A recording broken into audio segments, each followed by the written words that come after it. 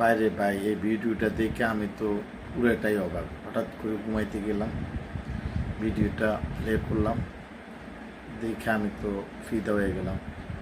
আমি তো এতদিন জানতাম যে আমরা চাষা পুষা দেশের লোক, বাংলাদেশ, ইন্ডিয়া, এখানে কুসংস্কারে ভরা, সভ্য জাতি, শিক্ষিত জাতি, উন্নয়নশীল জাতি, সে দেশে তো এরকম নোংরা বা কুসংস্কার থাকার কথা না।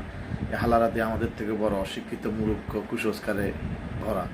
দেখেন ভিডিওটা। I pray for your grace and your protection over him. Yes. I pray for your grace and protection over our troops and all of our men and women serving in our armed forces. Yes. And Father, we just pray you'll continue to give our president the strength that he needs to lead our great nation as we come back to one nation under God, Yes. indivisible.